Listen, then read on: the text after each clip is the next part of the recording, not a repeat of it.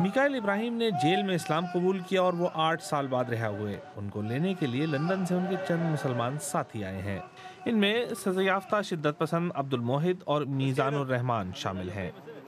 Police का तो काम ही शक करना है और वो तो यही सोचेंगे कि हम यहाँ क्यों आए हैं, और ये बात भूल जाएंगे कि मिकाइल को मैनचेस्टर से लंदन किसी न किसी तरह तो जाना ही है। मैं ये जानना चाहता था कि मिकाइल इब्राहिम इस्लाम की जानिब किस तरह राग़िब हुए। आप लोगों की बात सुनते हैं और उन पर इत्मीनान करते हैं, और फिर मैंने सोचा कि आगे का रास्ता यही है, और इस वक्त से मेरी ज़िंदगी बहुत बेहतर हो गई है। अपने ख्यालात की बिना पर खतरनाक तस्वुर किए जाने वाले कैदी जब जेल से जमानत पर रिहा होते हैं तो उनका सामना पुलिस से होता है, लेकिन क्योंकि मिकाइल ने अपनी सज़ा पूरी की है इसलिए वो आज़ादी से मीज़ानुर रहमान और अब्दुल मोहित से मिल सकते हैं।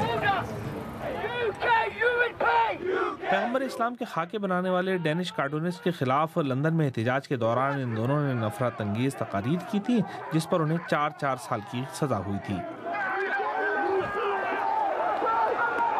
गुज़िश्ता 10 वर्षों में इंग्लैंड और वेल्स की जेलों में मुसलमानों की तादाद दुगनी होकर 12,000 तक पहुंच चुकी है। इनकी बड़ी तादाद एतदाल पसंद है, लेकिन इनमें 100 इस्लामी शिद्दत पसंद भी कैद हैं। मुझे सबसे ज़्यादा फिक्र ये है कि एक वाज़ेह खदशा मौजूद है, ख़ास तौर पर यह जानते हुए कि हम बाज़ बहुत ख़तरनाक लोगों से निमट रहे हैं और हमारा काम इस खदशे को हकीकत में बदलने से रोकना है।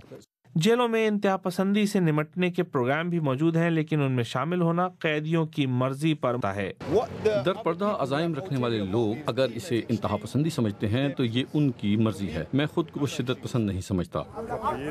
मिकाइल इब्राहिम समझते हैं कि प्रिजन सर्विस को कोई हक नहीं कि वो उनकी सोच को बदलने की कोशिश करे, जो कि प्रिजन सर्विस के लिए एक बहुत बड़ा चैलेंज है।